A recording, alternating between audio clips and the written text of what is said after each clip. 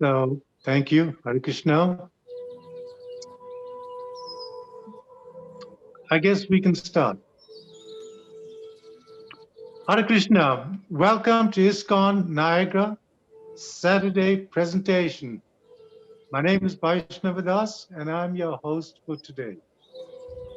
Today we are very blessed to have His Grace Satchitananda Das, a disciple of our dear departed leader of ISKCON, His Holiness Bhakti Charu Swami. Satchitananda is a speaker on the global stage with matters dealing with Vedic philosophy and understanding. He's also noted for his kirtan renditions, which are so sweet and special. He has traveled extensively to share the message and spread the message of Lord Chaitanya Mahaprabhu, the previous acharyas, and especially His Divine Grace A.C. Bhaktivinode Swami Srila Prabhupada. Without much fuss, I am now going to transfer the session over to His Grace Satchitananda Das. Hare Krishna.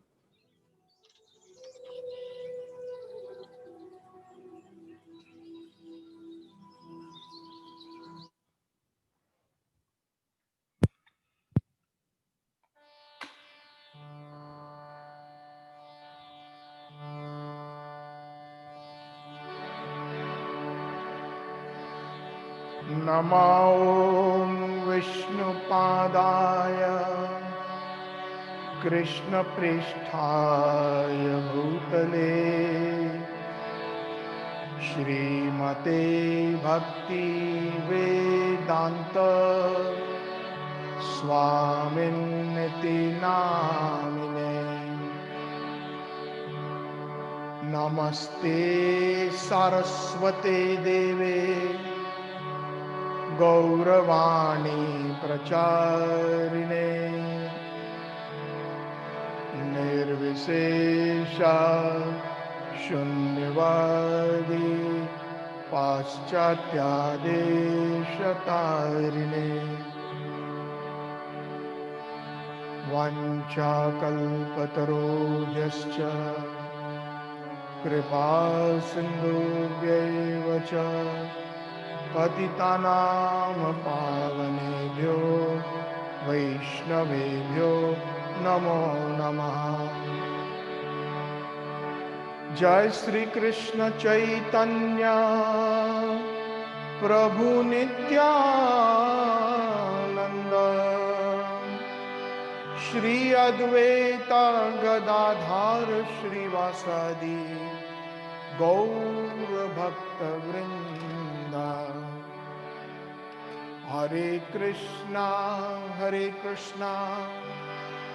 Krishna Krishna Hare Hare Hare Rama Rama Rama Hare Hare Hare Krishna Krishna Krishna Hare Hare Hare Rama Rama Rama Hare Hare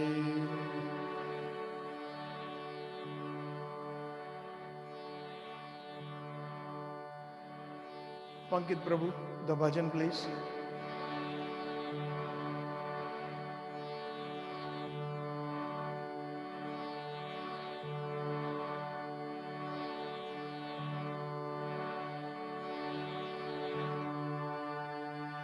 Bhulliya Tomare samsare ashiya Pinana vidha vyatha Pinana vidha vyatha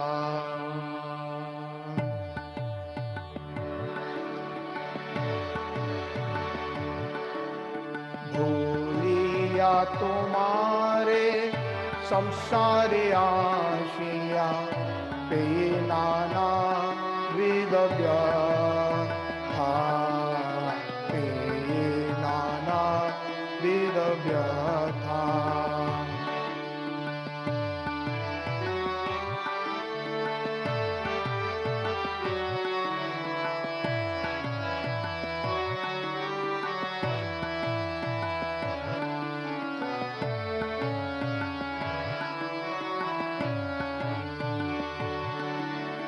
तोमार चरणे आशियाची आमी बोलिब दुःखेर कोठा तोमार चरणे आशियाची आमी बोलिब दुःखेर कोठा बोलिब दुःखेर कोठा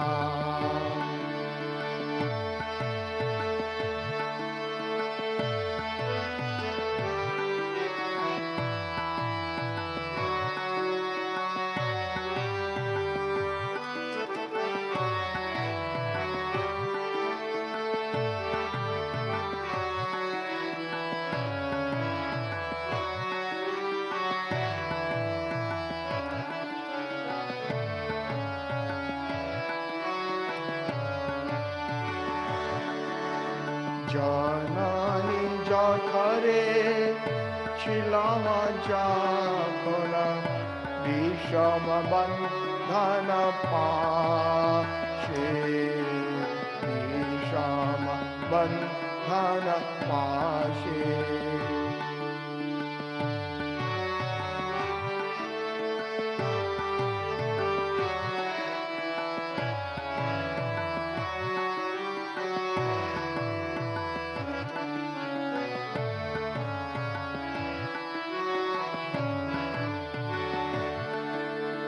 एक बार प्रभु देखा दिया मोरे वंचिले दीनदासे एक बार प्रभु देखा दिया मोरे वंचिले दीनदासे वंचिले दीनदासे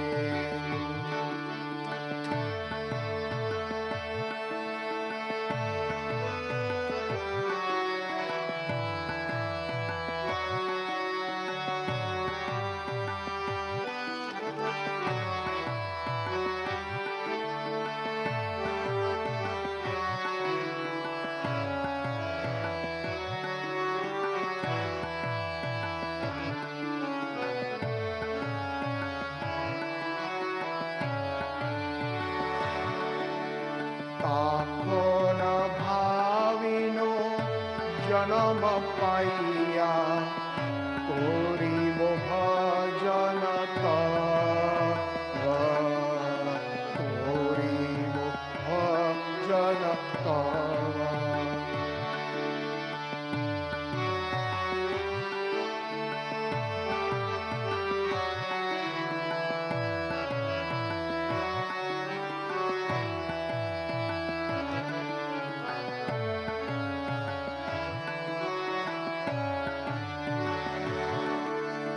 जन्म होइलो ओड़ी माया जले ना होइलो ज्ञान लव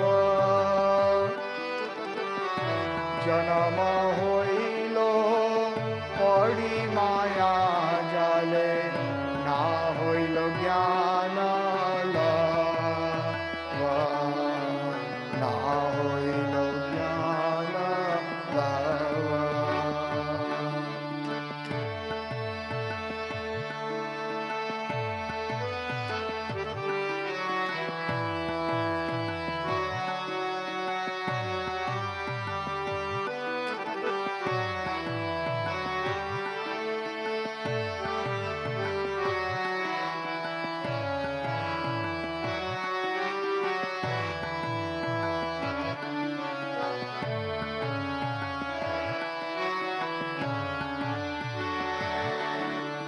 आदरेर छेले स्वजनेर कोले हासिया काटानो काल हासिया काटानो काल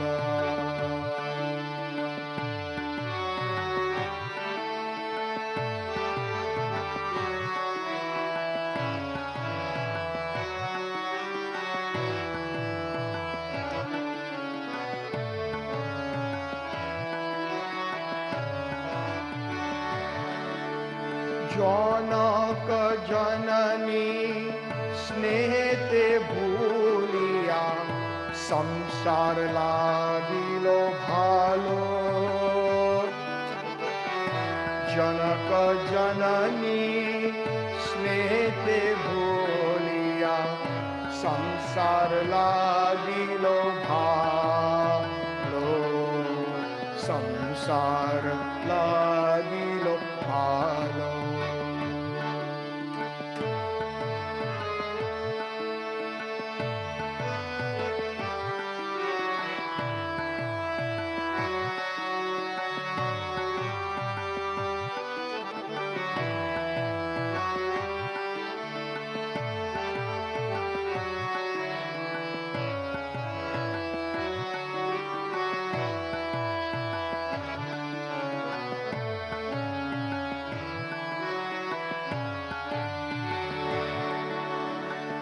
क्रमे दिने दिना बालक होइया दिलिनु बालक सा दिलिनु बालक सा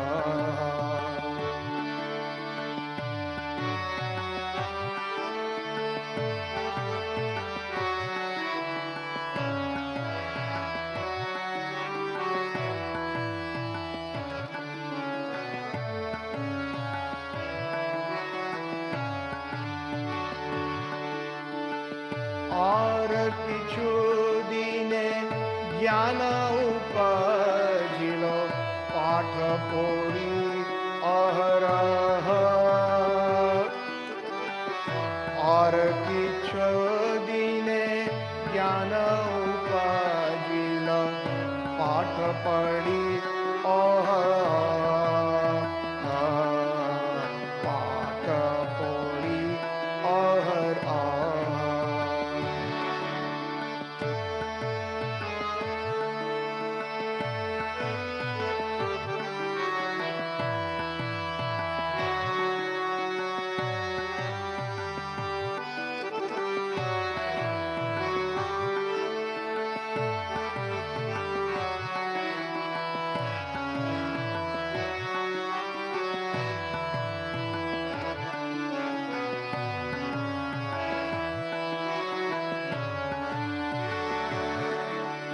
विद्यार गौरवे भ्रमी देशे देशे धनयुपर्जन कोरी धन उपर्जन कोरी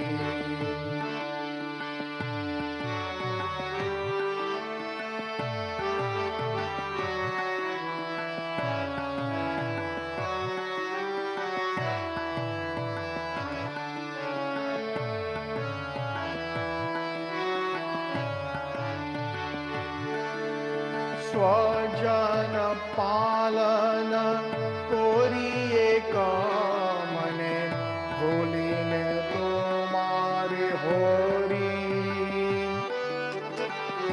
स्वजन पालन कोरिए कामने भूलिनो तुम्हारे हरि भूलिनो तुम्हारे हरि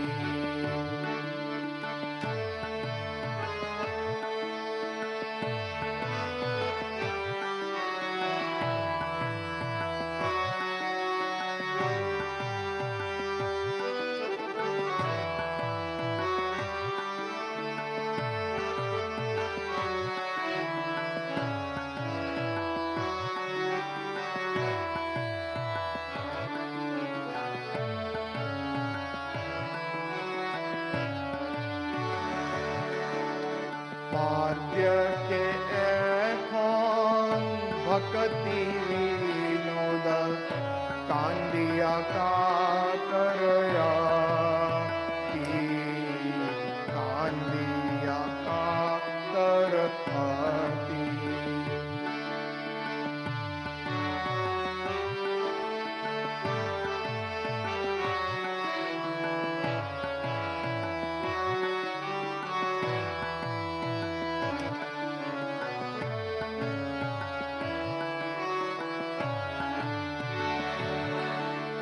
ना भजिया तोरे दीन बृथा गेलो ना भजिया तोरे दीन बृथा गेलो এখন কি হবে গতি না ভজিয়া তোরে দিন বৃথা গেল এখন কি হবে গতি এখন কি হবে গতি এখন কি হবে গতি ভুলিয়া তোমারে সংসারে আসিয়া পেয়ে নানা বিধ ব্যথা পেয়ে নানা বিধ ব্যথা তোমার চরণে আসিয়াছি আমি তোমার চরণে আসিয়াছি আমি বলিব দুঃখের কথা তোমার চরণে আসিয়াছি আমি বলিব দুঃখের কথা বলিব দুঃখের কথা বলিব দুঃখের কথা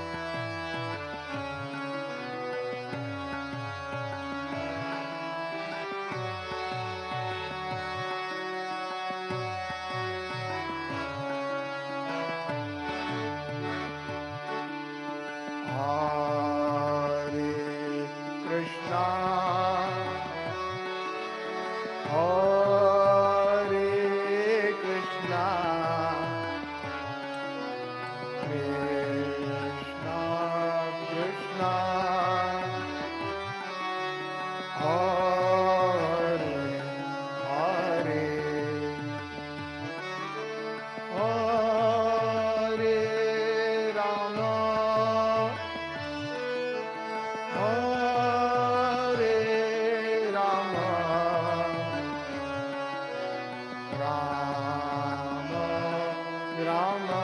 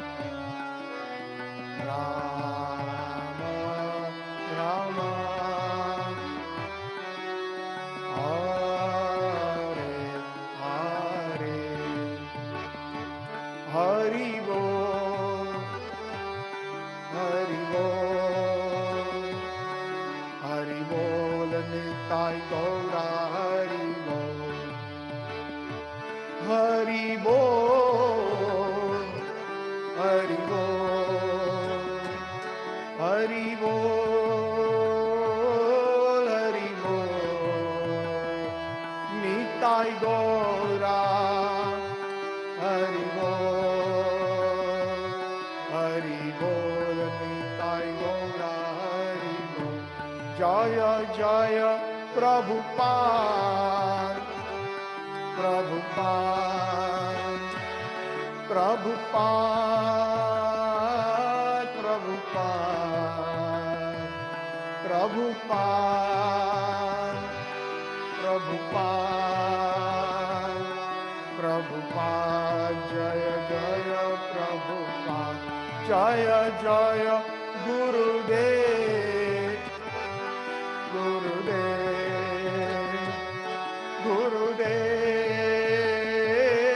Gurudev, Gurudev, Gurudev, Gurudev, Jaya Jaya Gurudev, Jaya Jaya Gurudev, Jaya Jaya Gurudev. Gaur Premanande Hari Hari Bol, Gaur Premanande Hari Hari Bol, Kalyug Pavan Hari Naam Sankirtan ki Jai, Brahma Madhva Gauriya Sampradaya Acharya Guruvar ki Jai, Gaur Premanande Hari Hari Bol, Gaur Premanande Hari Hari Bol, Gaur Premanande Hari Hari Bol. Vanchakalpatarubhyascha Kripa Sindhuvyeva cha Patitanam Pavanebhyo Vaishnavebhyo Namo Namaha.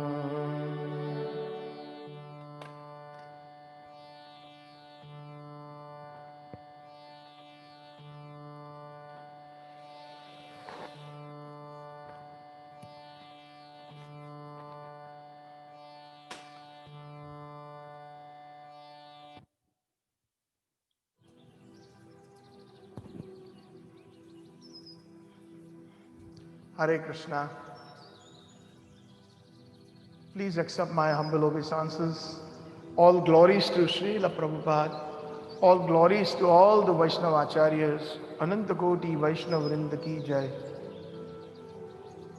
Vandeham Shri Guru Shri Uta Padakamalam Shri Guru Vaishnavamscha Shri Rupam Sagrajatam Sahagana Raghunathanvitam Tam Sajivam Sadadvaitam Savadhutam Parijana Sahitam Sri Krishna Chaitanya Devam Shri Radha Krishna Padan Sahagana Lalita Shri Vishakhan Vitamscha आराध्यो भगवान व्रजेश तनयस तद्धाम वृंदावनम रम्या काचिद उपासना व्रजुवधुवर्गेण तया कल्पिता श्रीमद् भागवतम पुराणमलम प्रेम पुमर्थ सो महान श्री चैतन्य महाप्रभोर्मतइदम न यत्र आग्रह परः वाञ्छाकल्पतरोभ्यश्च कृपा सिन्धुभ्येव च पतितानां पावनेभ्यो वैष्णवेभ्यो नमो नमः. So, Hare Krishna, on behalf of ISKCON Niagara Falls, I would like to welcome all the participants who have taken out their precious weekend time to join us in Satsang. And today's topic is that no time for God. We do not have any time for God. This is the general populace of the world, and due to forgetfulness of the Supreme Lord Sri Krishna, we have actually paid a very big price. And I would like to present here, which we already sung earlier, a wonderful bhajan from a book called Sharanagati by one of our most prominent Vaishnava acharyas, Srila Bhaktivonode Thakura. Most of you all know that Srila Bhaktivonode Thakura is the divine father of Srila Prabhupada's Gurudev, Srila Bhakti Siddhanta Saraswati Thakur. And he is one of my Guru Maharaj used to say, he is the one who presented the blueprint to Vaishnavism or Krishna consciousness, especially after Krishna consciousness was lost. Vaishnavas were kind of very few, and that too in incognito. Mostly the time when Thakur Bhaktivinoda appeared in the 19th century, most of the people were Shaktas or worshippers of Shakti, Mother Durga, especially in West Bengal. And Thakur Bhaktivinoda took that very special task on bringing Vaishnava, reviving Vaishnavism on the lines of Chaitanya Mahaprabhu. As a matter of fact, he is also well known as the seventh Goswami. We know the six Goswamis of Vrindavan: Sri Rupa Goswami, Sanatan Goswami, Jiva Goswami, Raghunath Das Goswami, Raghunath Bhatta Goswami, and Gopala Bhatta Goswami. So Bhaktivinoda Thakur was with endearment, he was called the seventh Goswami. And he was a very, very dear, he is a very dear servant of Sri Chaitanya Mahaprabhu and Radharani.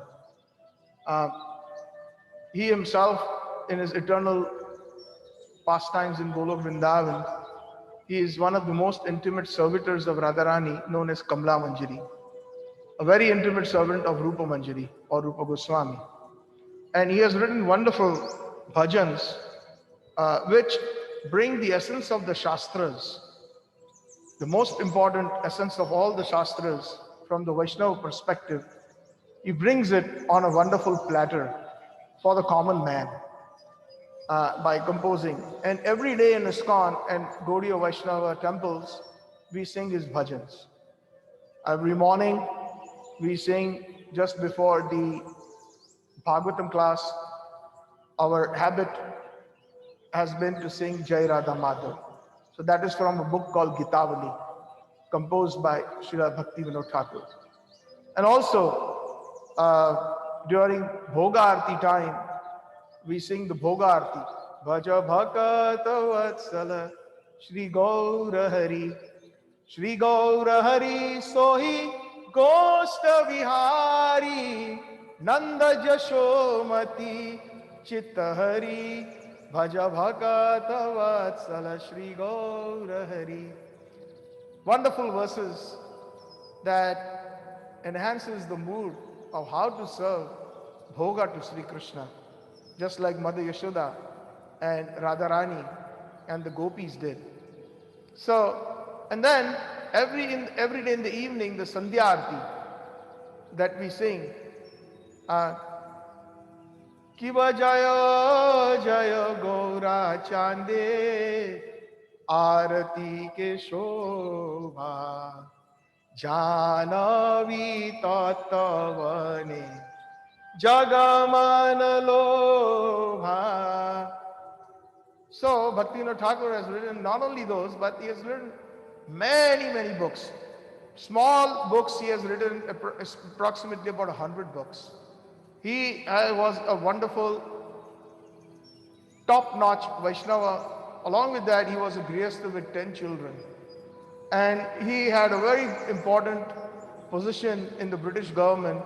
He was perhaps the only Indian person who was appointed as a magistrate. He was a judge. And he performed his duties so perfectly that every day he used to hear about 50 cases a day. And to perfection, his judgment was.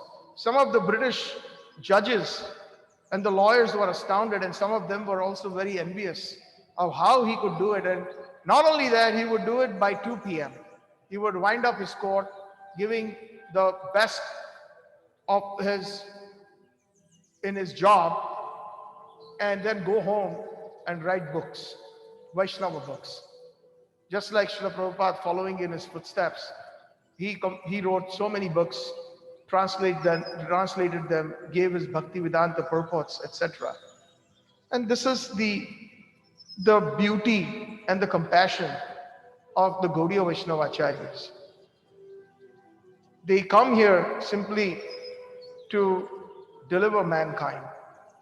Nama Bhakti Vinodaya Satchitananda Namine Gaura Shakti Swarupaya Rupanuga Varayate.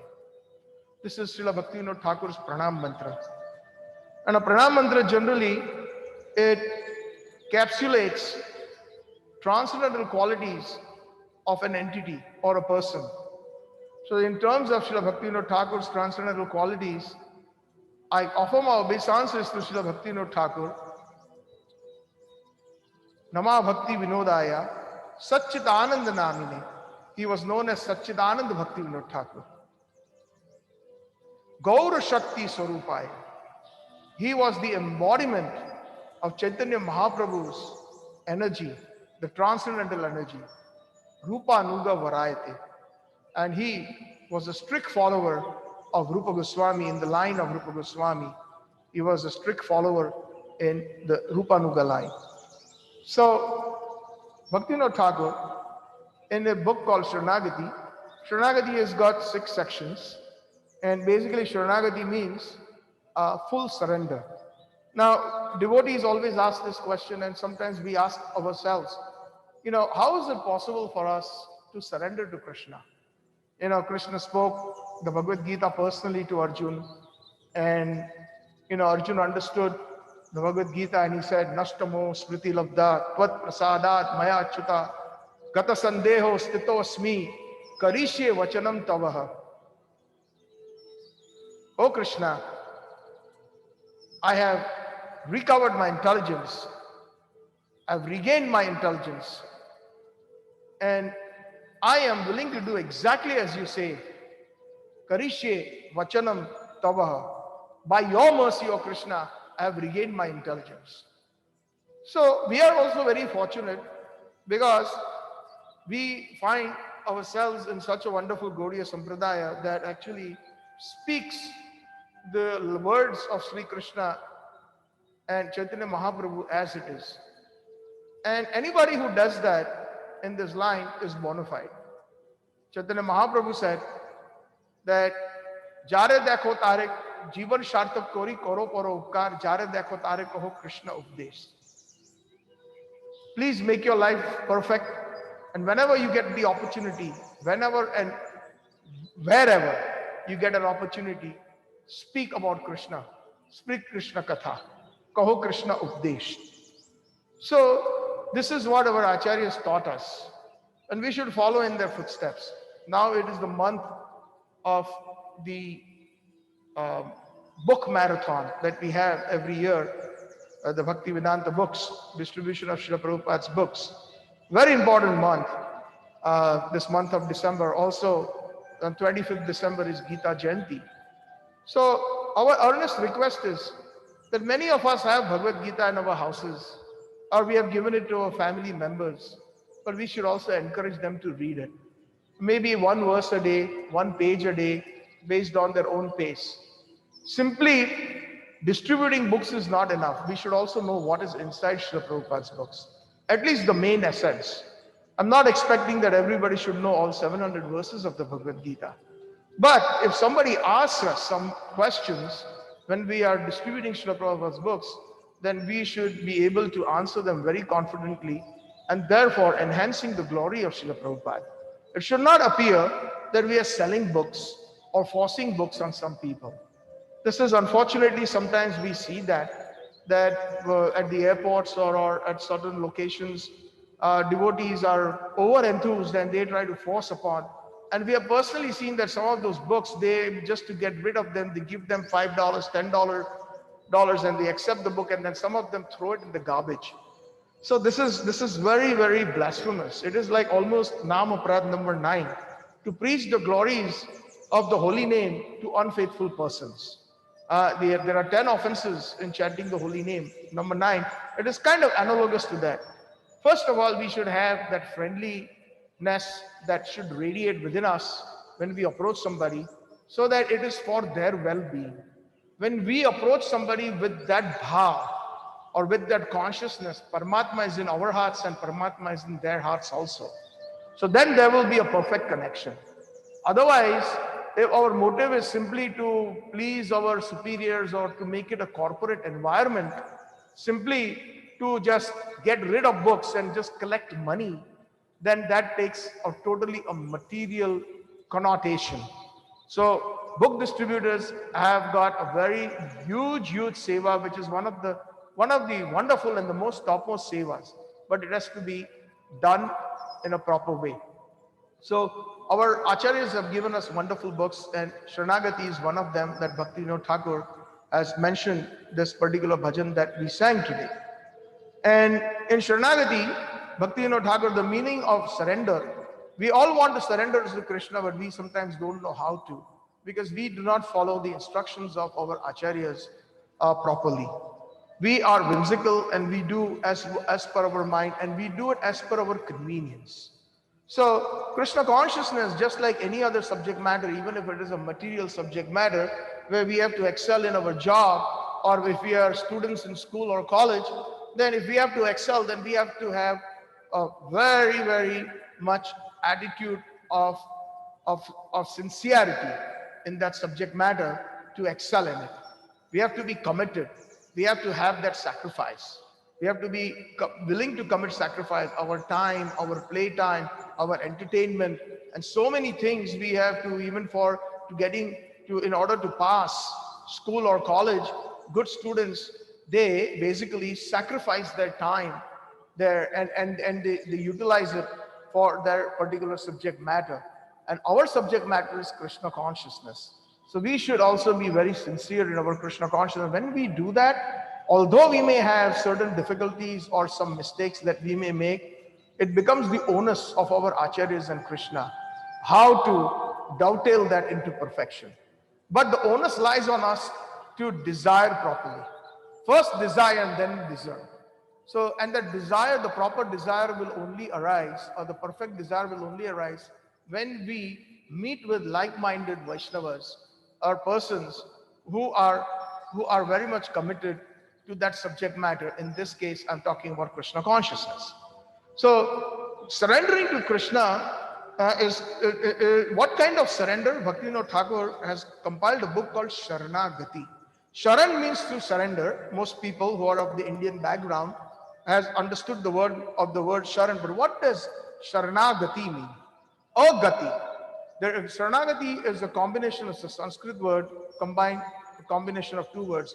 Many Sanskrit words are a combination of 2 words, 3 words, sometimes even 4 words.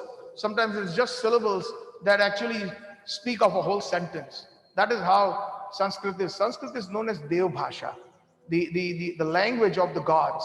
Of course, Sanskrit is being spoken even by Sri Krishna himself. As we know, Bhagavad Gita was spoken in Sanskrit. It's the most perfect language. And Sharanagati means, Sharan means shelter. We all want shelter. Any devotee, whether one is a Christian, a Jew, a Muslim, or whatever their path may be to acquire spirituality, they have some understanding or some practice of surrender. But what kind of surrender the concept of surrender that has been explained by our Gaudiya Acharyas, especially Bhaktivinode Thakurji through his book Sharanagati. What does the word Sharanagati mean? Sharan plus Agati means no movement, steadfast like a rock. So our Sharan, our shelter at the lotus feet of Krishna should be of what nature? It should be steadfast like a rock. It should not be shaky. In good times, we forget him or we hardly remember him. And in bad times, we go to the temple more and more or we chant more rounds. No. It has to be on the lines of Srimad Bhagavatam, where Srimad Bhagavatam completely rejects all kinds of fake or cheating religions. Dharma projita kaitavatra parmo nirmat saranam satam. And Srimad Bhagavatam also says in the same first canto Second chapter, Savai Pumsam Paro Dharmo Yato Bhaktir Adhokshaje Ahaituki Apratihata Jena Atma Suprasidati. What kind of devotion one should have towards Krishna? It should be ahaituki, without a tinge of material motivation. And apratihata, it should be uninterrupted, whether in good times or in bad times. Krishna, you are my Lord, birth after birth. Just like Chaitanya Mahaprabhu's bhav or Radharani's bhav, which is considered the zenith or the pinnacle of Krishna prema. In the Gambhira, Mahaprabhu spontaneously composed the Chaitanya Sistastakam. And in the last verse, this particular verse actually applies to the meaning of Sharanagati. Ashlishyapadaratam pinastumam adarshanam marmo harto karotuva yatha tathava vidato lampato mat prananathasa eva napara. You, O Krishna, the gopis are addressing Krishna, especially Radharani, in the mood of Mahaprabhu, that whether you kick me or you embrace me, you are my master. You are my prananath, my life air, birth after birth after birth after birth. So the thing is, in most faiths we find a lot of people become agnostic. When something goes wrong in their lives, initially they have faith in the Lord, but when something goes as not per as their liking, then their faith either diminishes or they completely become agnostic or atheistic in nature. So that is not what Krishna consciousness on the lines of the Gaudiya Acharyas teaches us. Krishna is a transcendental autocrat. He is the supreme personality of Godhead. He can behave as he likes. But I, being the eternal servant of Sri Krishna, my duty is to completely surrender to his will, to please him and do as he pleases, whether in favorable circumstances or unfavorable circumstances. That is the meaning of Sharanagati. Whether you want to kick me, Krishna, I'm not moving from your doorstep. I'm not going to leave Krishna consciousness. I may go through many trials and tribulations through my own family members or through the society, or even within our community. Sometimes there are misunderstandings where, devotees sometimes, feel like giving up their Krishna consciousness, or some have given up Krishna consciousness. No, that is not the bhav. We stick to that. That is the most important, steadfast like a rock. That is the meaning of Sharanagati. And in this book, Thakur Bhaktivinoda has written a very practical bhajan that applies for eternity. Not that it was applying 5,000 years ago, or it applied 200 years ago, or it applied 150 years ago. It even applies today, and it will continue to apply, because the works or the Vani or anything that is composed by Mahabhagavats or pure Vaishnavas, they are eternal in nature. They are not subject to change like ordinary material things that are subject to change due to influence of material time. They come from Golok, and what they speak is of Golok and about Golok. So it is eternal in nature. It is Sat Sangha. Sat means eternal and Sangha means association. That association that takes us to eternity is Satsang. Otherwise, if you are simply doing some program where 45 minutes somebody speaks and half an hour somebody does kirtan, and then 3 hours after that, we are simply socializing and discussing the stock market or what was on the CNN news or politics, then that is not satsang. I'm being very point blank, because that is not the mood of our Gaudiya Vaishnavas. Our Gaudiya Vaishnavas are very strict. They have defined what pure bhakti is.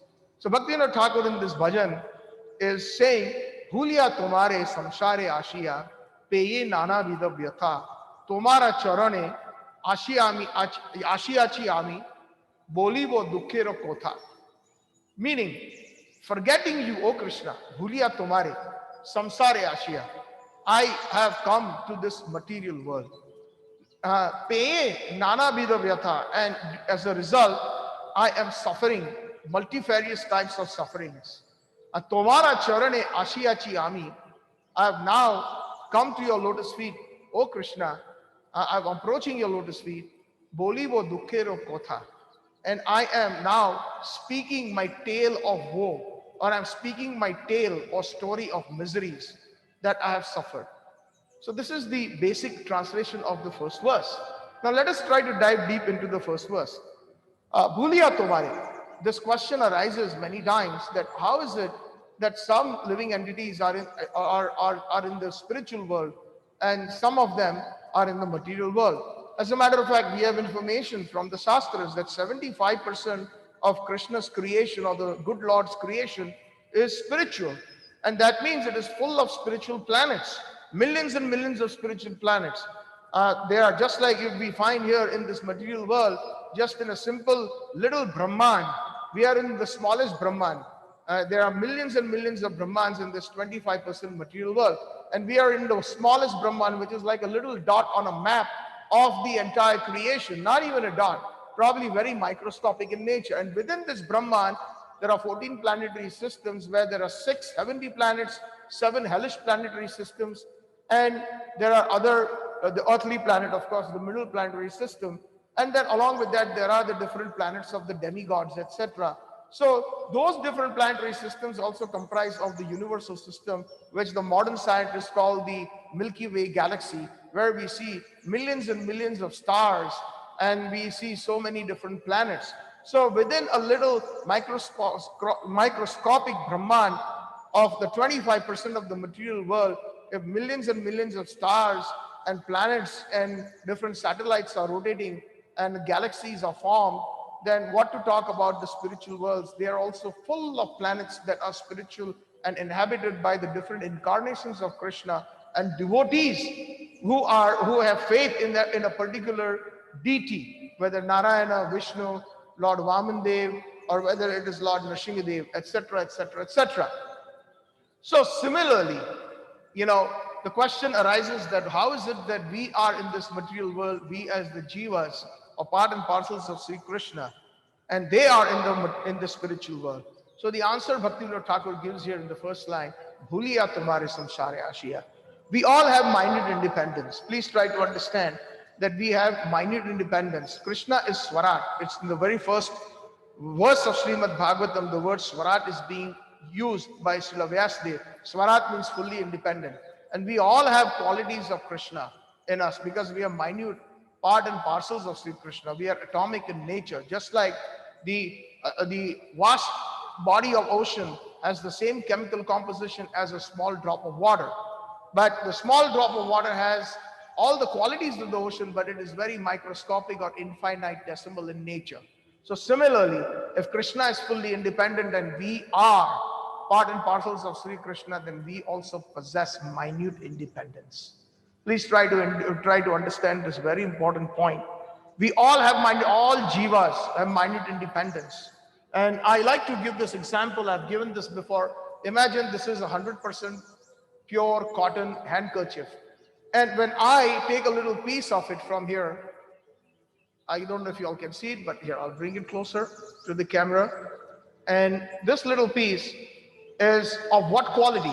Is it not of the same quality as this handkerchief? It is 100% cotton. So this little piece also has to be 100% cotton in nature. Similarly, because we are part and parcels of Krishna, we imbibe all those transcendental qualities, but in a very microscopic way. So our minute independence, when we misuse it, and how do we misuse it? That minute independence is by forgetfulness of Krishna. Bhulliya, when Bhulliya means to forget, to become averse to Krishna. And also it means that we want to become independent of Sri Krishna. Just like the prodigal son in the Bible. If you all know, some of you all who have studied the Bible have heard these stories, especially in your childhood, that there was a son who belonged to a very, very rich father, extremely rich, who had got so much good status in the society, very kind in all aspects, very charitable. And he had a few sons and children. But one of them, as he grew up, he became very rebellious in nature and started demanding, to make a long story short, his share of his father's assets or property. And the father was extremely sad that where did my child get this kind of a mentality, to become separate from me and enjoy separate from me. I'm willing to give him, because after all, everything that I have, it belongs to my children. After he had insisted so much and against the will of the father finally gave him a very, very good sum of money. because he was a very rich man. And he takes that money and that son leaves the house. And after a few months or a few years, he blows up that money in all dirty habits, and all that money is gone. And because of all his dirty habits he needed money. He started robbing, he started looting, and he did all kinds of things. In the middle of the night, he used to go to people's homes to steal their jewelry. Sometimes he would get caught, and when people recognized him, oh, he's the son of this, they would let him go because of the reputation of the father. So like this, eventually he was caught many times by the police, and then sometimes he was let go, but sometimes they could not, and he was punished and he was beaten up, and his situation had become so bad that he was lamenting, what have I done? Why did I do this? I should have just stayed with my father. And he was providing everything, and he was also giving me so much love. What got into me that I decided to become independent of him and look at my state now. So finally he decides that this is such a miserable condition, and he feels repentant. And finally he goes towards his father's house, and somebody sees him approaching the father's house, recognizing him. Although he was in rags, they recognized it was the rich man's son. And they run to the father's house and say that, Father, oh my dear, your son is on his way to your house, he's coming. And the father was absolutely all this time without the son. He was not very happy. He was not very pleased. Internally, he was sad, always thinking of his son. When will the son come back to me? So when he heard the news that his son was approaching the house, the father dropped everything in the palatial home, and he went through the front doors and into the palatial gardens, and he went to the main gate, and he was simply looking out, and he saw a small figure approaching. And when he came closer, he saw that this person was in rags. And as he came more and more closer, he saw his son. Tears flowed in the father's eyes, and tears flowed in the son's eyes. And as he approached closer, the father ran to him and hugged him. My dear son, come, my dear son. And he took him with his own hands into the house. He was reluctant to come inside. He was very shameful. But the father, with so much love, brought him back home. And he gave him back all his riches and his status and all the love. So the lesson being that we can become that prodigal son, where we can either, due to our minded independence, forgetfulness of the Supreme Lord, we became envious of the Lord. That envy has brought us to this samsare ashya. Samsar means it is a cycle. It is a cycle. The word samsar in Sanskrit means simply, if you translate that, it means a cycle. A non-stop cycle is known as samsar. But what it indicates also, this non-stop cycle is basically non-stop cycle of birth and death in the material world.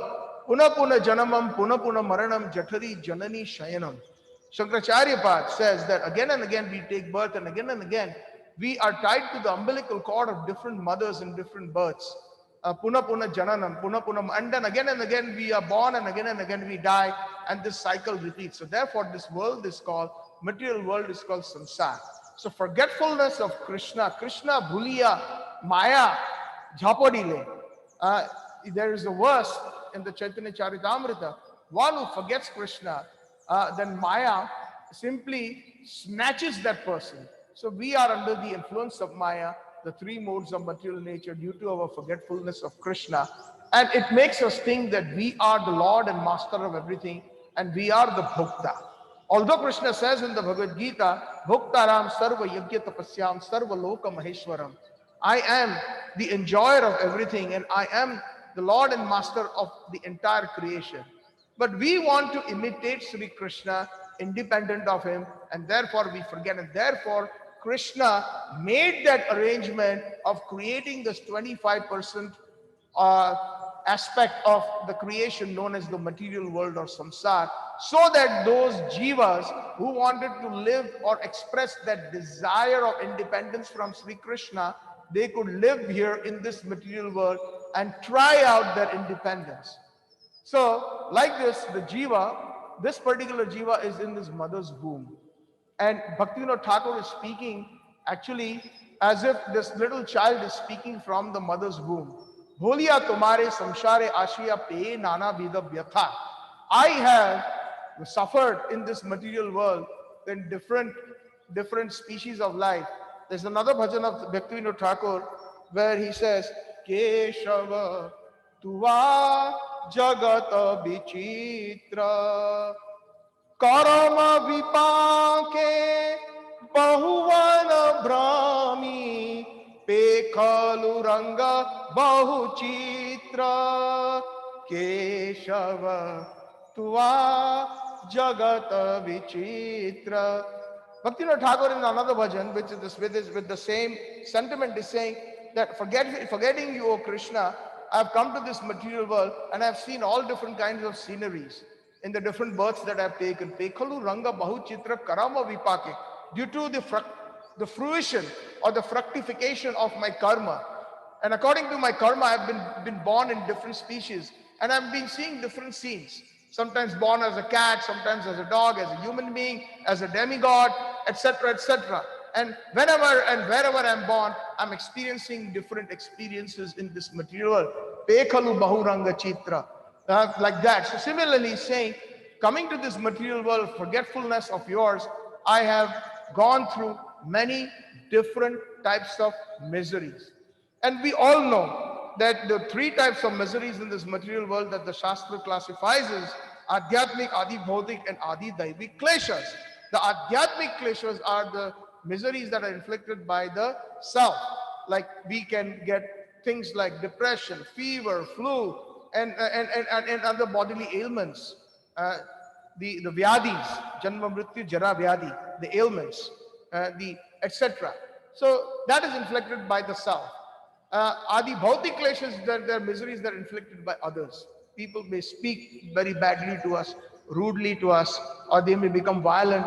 That could be even a mosquito. If we are sitting quietly in your house or in your backyard and they come biting you. It's an example of Adi Bhautik klesha. So like that, we all have to go through. And then there is Adi Devi klesha.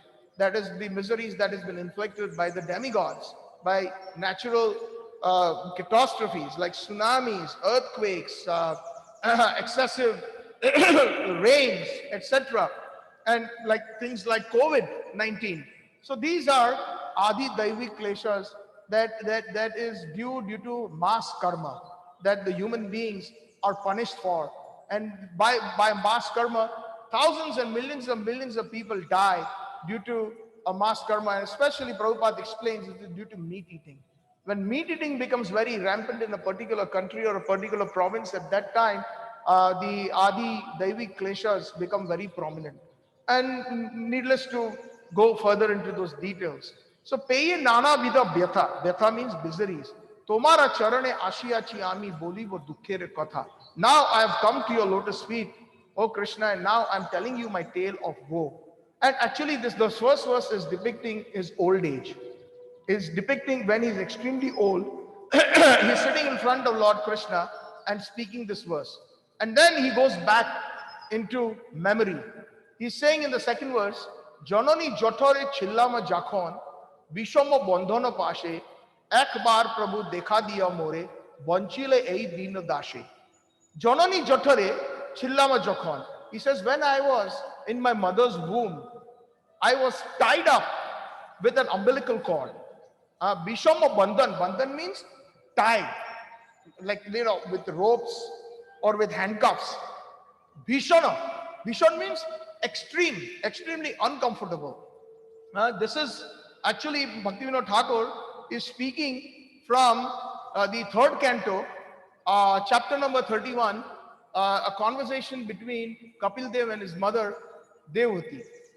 Here it is explained that Bhishan Bandhan means in chapter 31 in text number 6, it is mentioned, Prabhupada mentions, bitten again and again all over the body by the hungry worms in the abdomen itself. This is in the mother's womb. The child suffers terrible agony because of his tenderness. He thus becomes unconscious moment after moment because of the terrible condition. And then further, Prabhupada mentions, owing to the mothers eating pungent foods, pregnant women generally they have those cravings of eating salty or very spicy foods or pungent foods, which is too salty or sour. The body of the child incessantly suffers pains which are almost intolerable. What can the little fetus in the abdomen or the womb of a woman speak in that condition.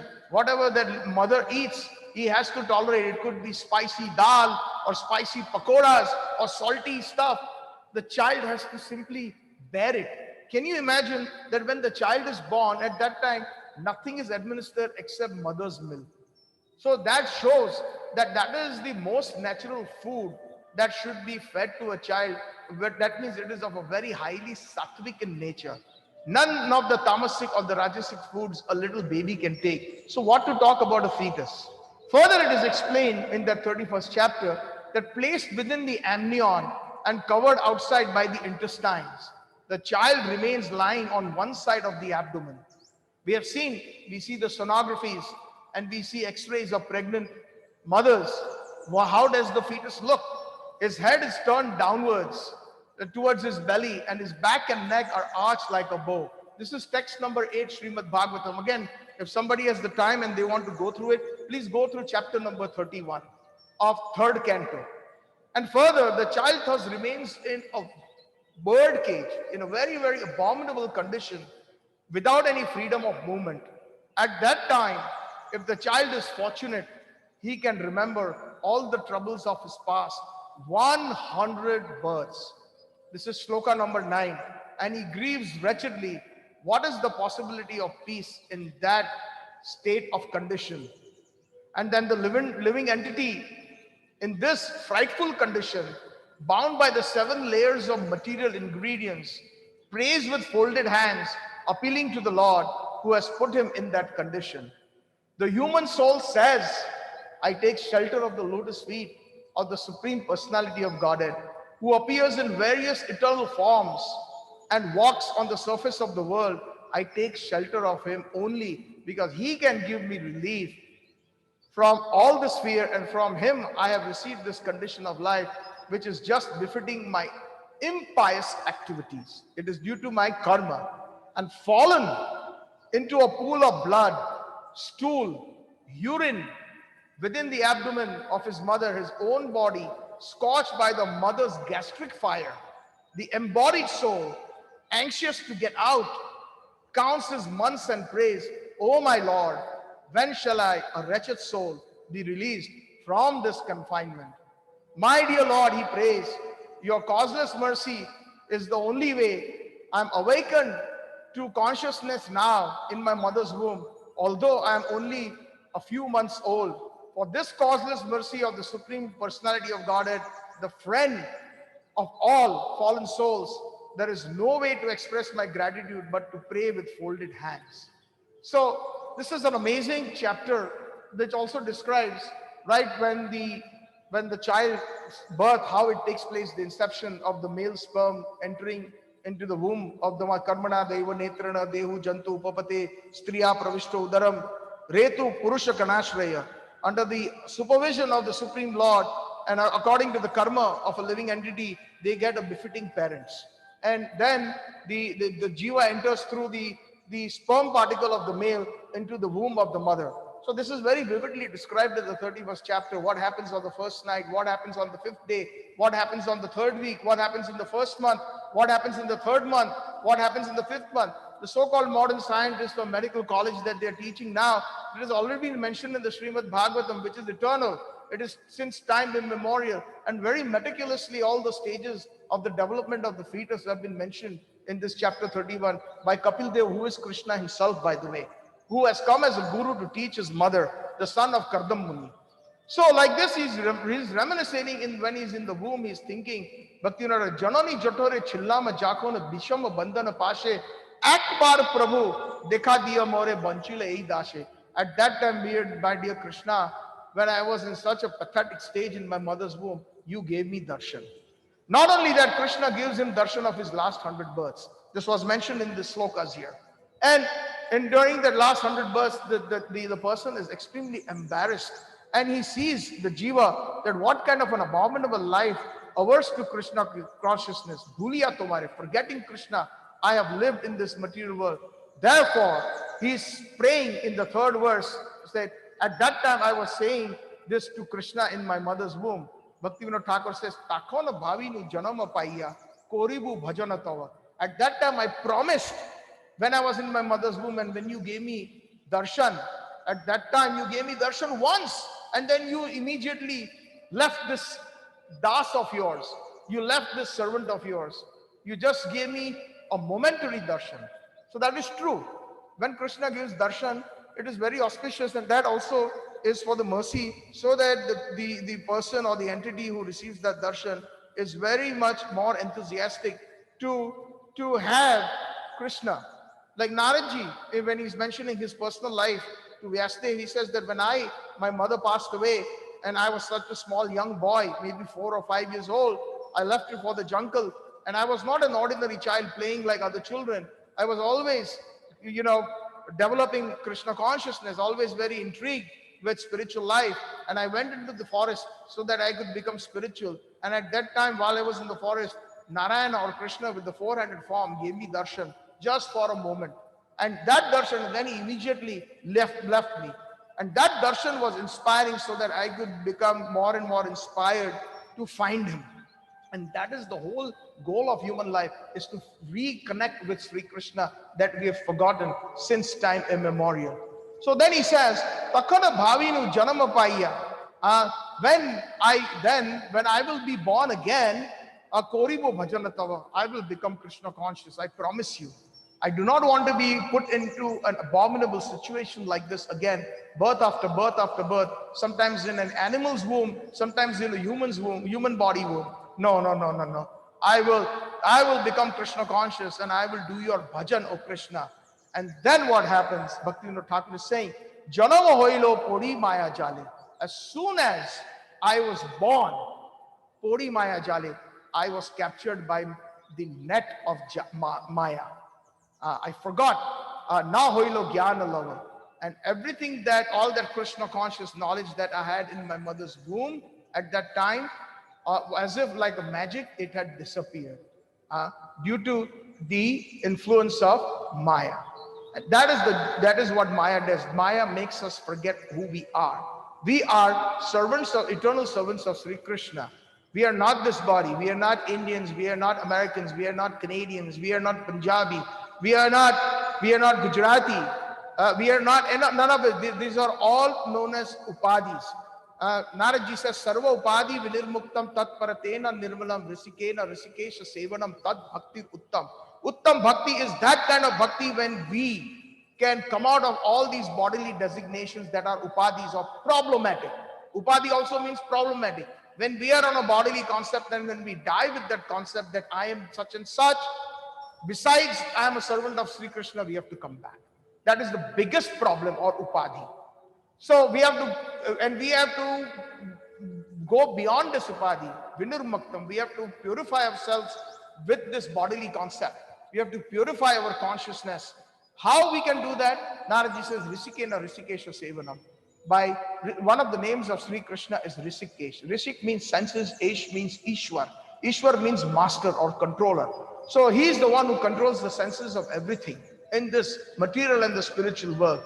The morning we wake up, we are still awake and we are alive and we are still breathing. Our senses are working. That is mercy of Sri Krishna.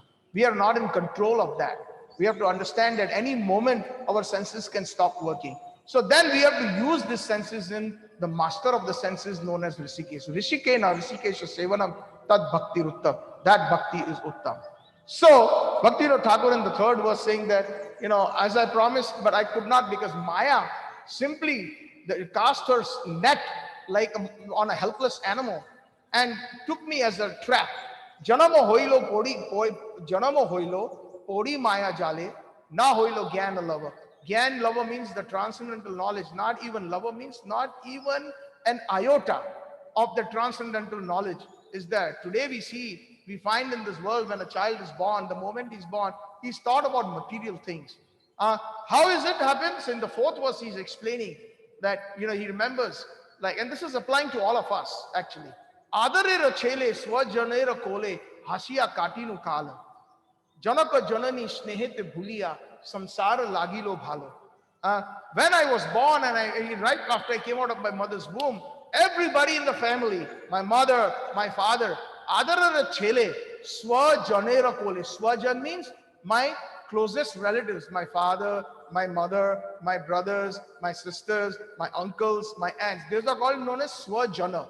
Swajana means people, and Swa means my own relatives. Adarera chele, with great love, they were taking me. And Hasiya Katinu Kar, I was sitting in their lap and simply giggling. Everybody watched me giggle. And we see that when we have a little baby, how it passes from one lap to another lap, from brother to sister to uncle to aunt to different people visiting us. They all want that baby in the lap, and the baby, they're playing with the baby, and the baby is simply passing. That infant is passing his time. How? Hasiya Katinu Kala. Simply smiling and giggling and laughing. Katinu Kal means to spend the time. Kal means time. And Katinu means to spend. Like that, what happened next in my in the process of my evolution in this human body? What happened next? Krame dine dine balaka hoya, bhelinu balaka saha. And as I became from an infant, I became a child, and I started walking, etc. Bhelinu balaka saha. I started playing with other children. So natural. We see that in our society. If we're staying in a condominium, we see that there were little kids. They play with each other in the garden, or in the on the seashore, etc., or in the kindergarten when they are admitted into the little school, preschool. They are bhelinu balakasa, bhelinu balakasa. With other kids, I started playing. Or kichu dine jnana upajilo. And then as I started growing, now there were education became a primary, and right from my primary school to middle school to high school, as I was simply loaded with a lot of material education. Or kichu dine, and then one day, jnana upajilo. Here jnana means material knowledge. I had acquired material knowledge by going through the process of schooling and college. Patha padi ahar ahar. And I became a very studious student. Patha means lessons. Padi means I was reading or practicing. Ahar ahar. Ahar means with great sincerity. Patha padi ahar ahar. I was a top-notch student. Does this sound very familiar with some stories in our personal life?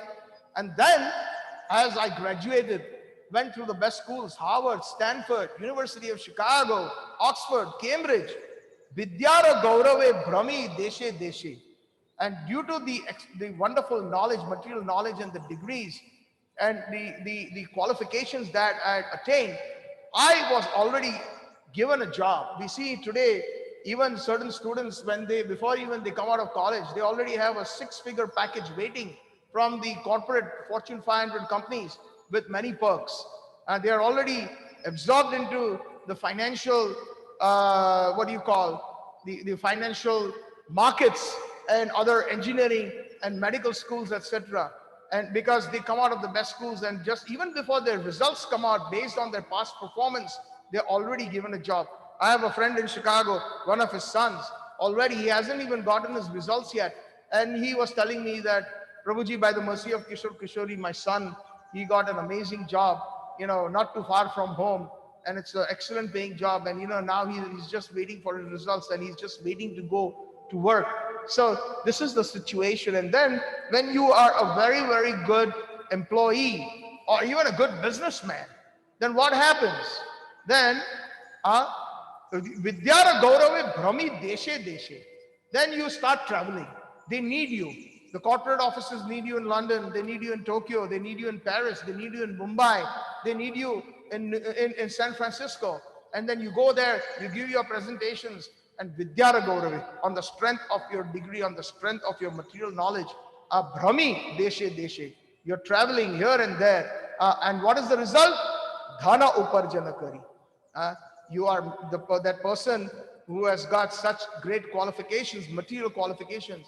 Obviously, needless to say, they make a lot of money. Their salaries keep increasing, and they get so many different perks, and it all comes with the package. And more they become valuable to the company. So like that, he's saying that Vidyara Gaurave Brahmi Deshe Deshe Dhana Uparjana Kari. I made a lot of money. And then what happens? Young person making a lot of money. The next thing, we find, especially amongst the Indians. When are you getting married? Let's look for a girl for you, a nice girl for you. No, now you have a nice job with IBM. You're so well educated. You have a 6-figure plus package, and you have everything. I think now you should get married, before we die. And then there is this emotional thing that the Indian parents put on their children. And then, a faithful or a good son would listen to their parents, and they would, and which is good. It's a Vedic culture in one sense. Nothing wrong with that. There's no criticism here. As a matter of fact, it is respecting the elders in the family. So then he begets his own family. And when he gets his own family, Bhaktivinoda Thakur is saying, Swajana palana kori ekam mone. Swajan. Now, jana means people, and swa means my own people, means my own family. So that means now he's married, he's got his kids, he's got his in-laws, etc., and his extended family that comes after marriage, and along with his existing family that came from birth in this material world. So then he's saying that Swajana palana kori ekamane. Kori ekamane means with one pointed attention. And what it basically means is, I was an excellent son. I took care of my parents, whatever their needs were. If they wanted to fly to the United States or to Canada, always gave them a first-class ticket. And if they needed one thing, I would give them 5 things. If they needed 1 lakh rupees, I would send them 20 lakh rupees. So Swajana palana kori ekamane. If my wife needed something, I make sure that she was very happy. She wanted one little thing, I would give her 20 things. If my child needed 1 toy, I would bring him 20 toys. Like that, Swajana palana kori. I was an excellent father, excellent husband, excellent son, excellent brother, excellent amongst my family members, because ekamana, with one pointed attention, I became the ideal person in the family, ideal son, ideal father, ideal husband, etc., etc. So Swajana palana kori eko mone, with one pointer.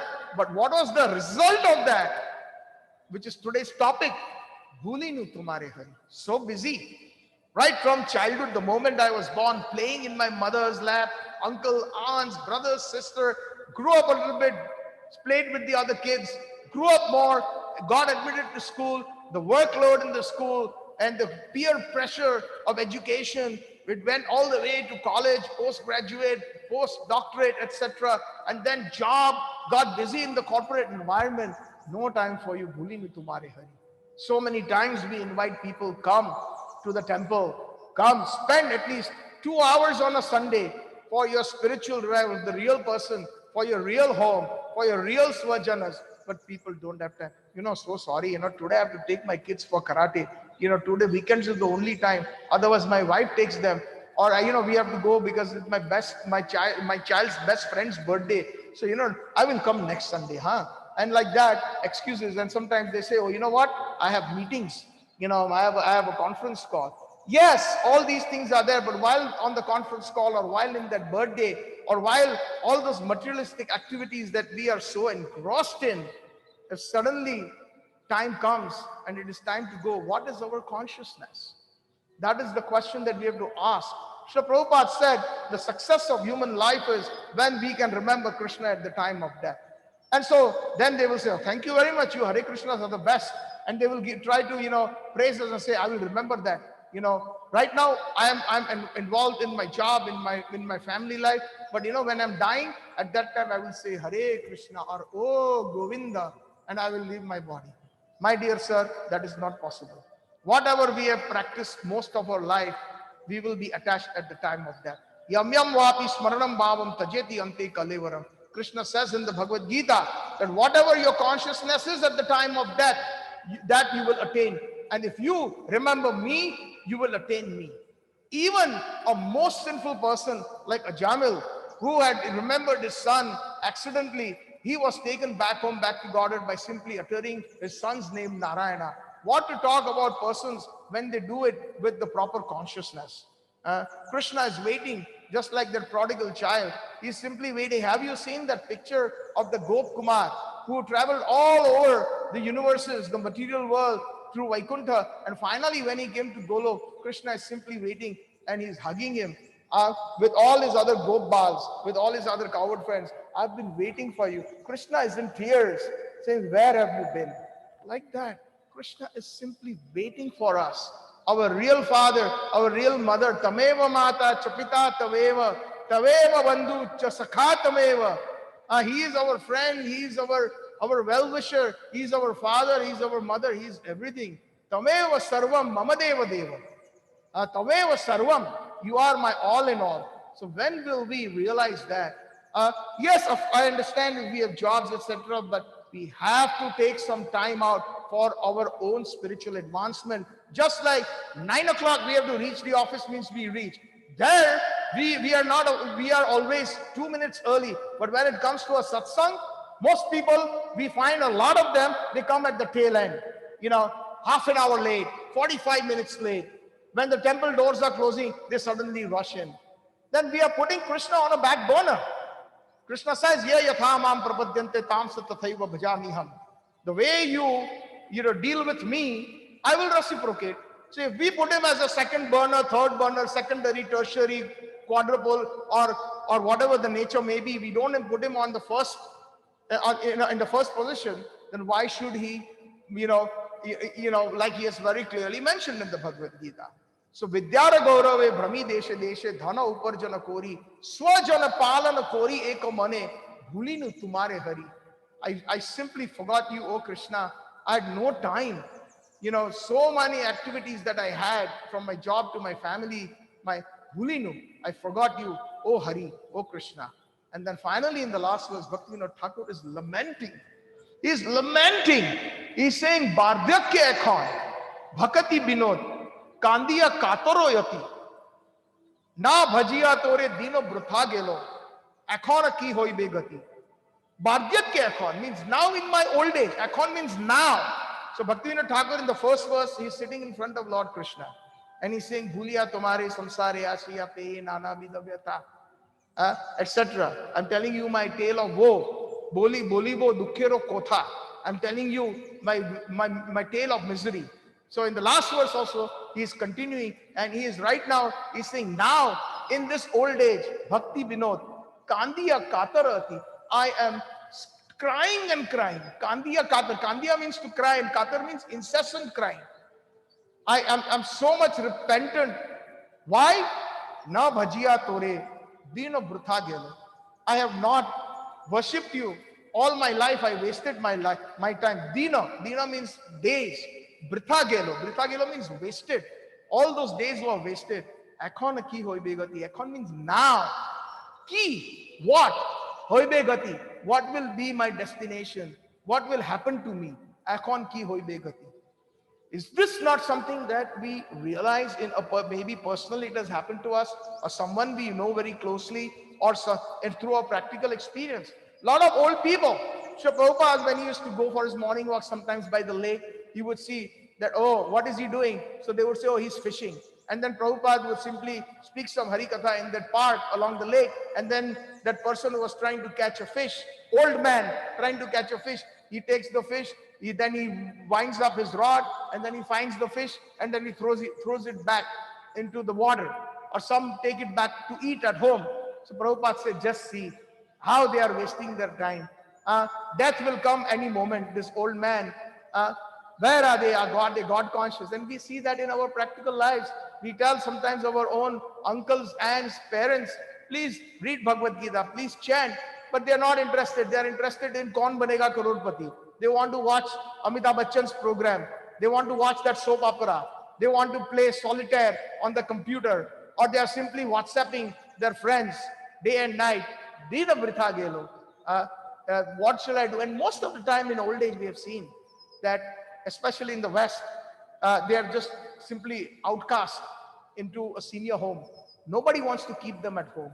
They are willing to pay $4,000 a month for the care of their parents. But the only 2 days that they'll be able to see them in the whole year is for Thanksgiving and for Christmas. This is the culture. And that is what the West, exactly India, is following. India has also now grown into so many senior citizen care homes. We have never heard of that in our childhood. We have never heard how, our gurus have taught.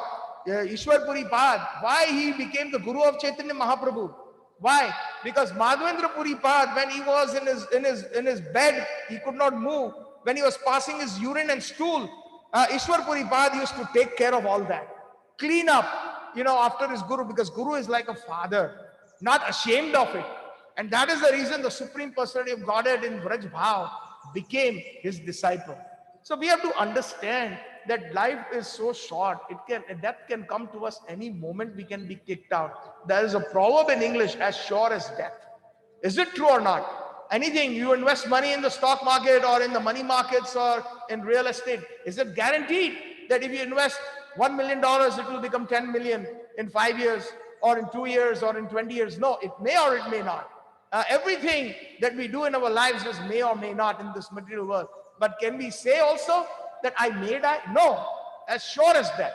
So the most important thing is that which is so sure, we do not make preparations, or we do not have time. We do not have time for Hari. We do not have time for Krishna.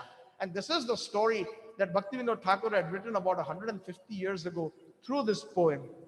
It's an amazing poem. And I just, when I read this, or when I narrate it, or when I give a seminar or a katha on it, it becomes ever fresh, because it is so true. Nobody can refute that. Some people may say, oh, Bhagavad Gita was spoken 5,000 years ago. It was at that time. Things were different. People could go to the temple 7 hours a day and they could meditate, and they could, right now we have jobs and this and that and so many excuses. That is Maya, simply. Here the opportunity is there. A.C. Bhaktivedanta Swami Srila Prabhupada is given this opportunity through the medium of ISKCON. I'm so proud. I'm so fortunate that I'm a member of this esteemed organization, ISKCON. Nobody in the world is so much so. They give Krishna consciousness. They prepare you for the ultimate journey that is as sure. So, my dear Prabhus and Matas, this message is for us that Bhaktivinoda Thakur had written. He is the Parshad of Radharani. He has simply taken the role of an ignorant person, just like Arjun is inquiring from Krishna as an ignorant person, as if he is on a bodily concept. No associates of Radha and Krishna are ignorant.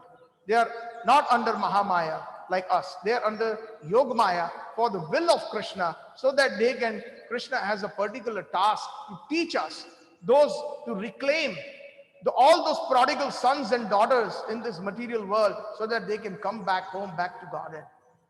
That is why he uses wonderful Vaishnavas time and again to propagate his message, although they may appear to be very ordinary. So thank you very much. All glories to Srila Prabhupada. All glories to Sri Guru and Gauranga. If there are any questions or any corrections or any reflections, I would request the co-host to open up the microphone so that we can address those. And then after that, we will have a 5-minute closing kirtan once the questions, answers, and reflections are addressed. So I would like to first please open up the mic for Vaishnav Das Prabhuji. Hare Krishna.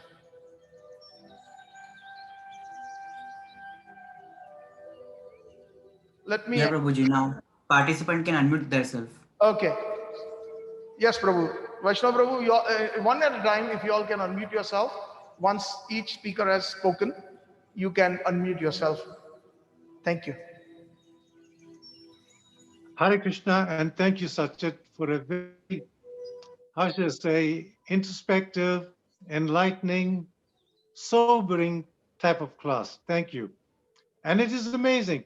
I went through all the facts that you mentioned, and especially many thanks to Bhaktivinoda Thakur for this amazing poem or song that he put out to remind us, and especially Kapila Dev's discussions, the kathas of Kapila Dev in Canto 3 of Srimad Bhagavatam. As you said, it's a very detailed description of the dire situation of the fetus in the mother's womb. It's an amazing, amazing description. So thank you for that. Yeah, your point is very, very valid, that it's so difficult to try to comprehend how come in this very advanced stage of civilization, with so much of technology at our disposal, that's supposed to create more time for us to get back to our spiritual reality that we have less time. We do not have to walk a mile to pick up a gallon of water. We don't have to go to the forest to get wood to heat up the home and cook the food. We do not need to search for electricity. If we want to print a document, we just have to go to our printer and print it instantaneously. If we need to talk to a loved one or dear one at a distant place, we can WhatsApp or phone. We don't have to go to another telephone station, walk miles to go and phone. So everything, and we have the automobile, which saves us so much of walking and wagon riding. So all these are time-saving devices that are supposed to create so much of more time for us, but we actually have less time. It's inconceivable. So this, according to your statements, is our fault. And our further falling into this abyss of Maya, it's our ever insatiable desire to enjoy the senses more and more and more on a never-ending platform. So I thank you for this wonderful topic, and I hope that the devotees, whoever's watching your program, whoever we are going to communicate with, can appreciate the shortage of time that we have on this planet. It's not a long time, it's a very short time, and we have to make the most of it, of reconnecting with our spiritual self. Thank you very much. Thank you, Vaishnava Prabhu. Wonderful points. Actually, so much technology that we have today to ease our lives, that means we should have more time. But Bhaktivinoda Thakur says one more statement. Jada Vidya Mayar Vaibhav Jive ke Kore Gada. Due to the influence of material knowledge, the Jiva becomes Gada. Gada means donkey. So the influence of material nature or technology is such that it makes the Jiva Gada. It is even true from the material perspective. Nowadays, I remember in our childhood, we knew tables from 1 to 30 when I was at the age of 5. Nowadays, we need a calculator to calculate 30 into 15, and then without that. So Jiva ke Kore Gada is not only for material, for spiritual, definitely, because we do not have the time. The more gadgets we have, the more time we should be actually having, technically speaking, and in the proper perspective. But no, we don't have time, no matter how much. So that shows that we have to. And I like to use this one sentence. If we don't take the time out, time will take us out. If we don't take the time out, time will take us out, because time is Sri Krishna. Kala karma gunadino deho ayam pancha bhautika katham manyan gopayet sarpa grasta yathaparam. Yudhishthira Maharaj tells Narad Muni that this jiva is always right standing in front of a huge python, like a huge snake. Any moment the python named time will close its mouth. How is it possible that he can protect everybody else? So this is our situation. And that is why Srila Prabhupada has made this wonderful institute of ISKCON, and try to participate as much as we can. Especially nowadays, it's COVID. No, all temple doors are closed. But the platform of Zoom, in the convenience of your own couch. Sometimes I see most devotees are not even showing their videos, so that the background, maybe they're having their lunch or dinner or whatever they're doing, but at least they're hearing. So where can you find such a convenience? In a temple hall, you cannot take your prasadam and eat and somebody is speaking.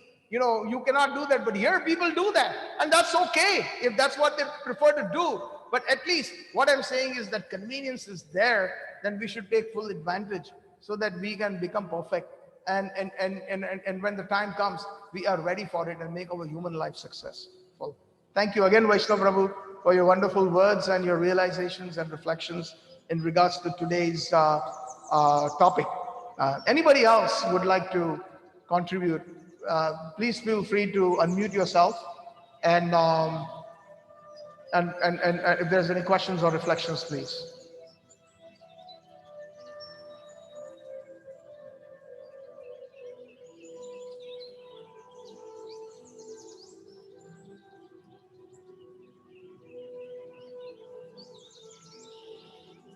Hare Krishna. Hare Krishna, Prabhuji. Dandavat Pranam. Yes, Prabhu. So, an enlightening topic, and it's as Vaishnadas Prabhuji said, it's very difficult to comprehend. Yes, it's all fact, and it's very, very difficult. And we know that we have a goal to attain, but then so much of impediments we have on the path. The more we try and listen to such kathas um, by also senior acharyas and Vaishnavas, we get inspired. And I wanted to know this Bhaktivinoda Thakur's the message that you are given now is from which poem, Prabhuji? It's from a book called Sharanagati. Sharanagati. It's a Okay. full book. You can purchase it online. It is a wonderful book. It's all only bhajans. Right. Okay, and then the translation is also there. So these are his outpouring. It's his heart is outpouring in the different components of bhakti through that book. He has written many bhajan books, Sharanagati, Gitavali, Kalyan Kalpataro, etc. But this particular bhajan comes from the book Sharanagati. Okay.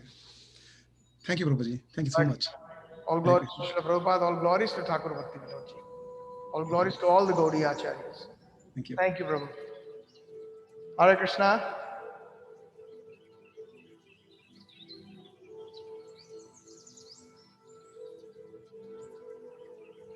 Anybody else would like to? If not, then we will move on to the next part of the program, which would be the closing kirtan.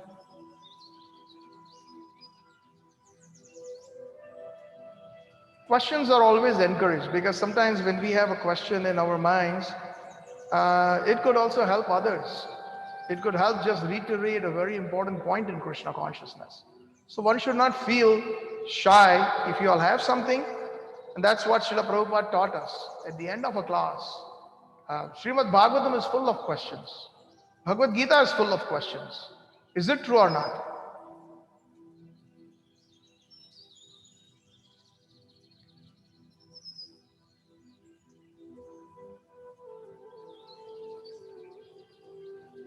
So, okay then, Vaishnava Prabhu, I think Venkat Prabhu is ready with the harmonium. So I would request him to do the closing kirtan.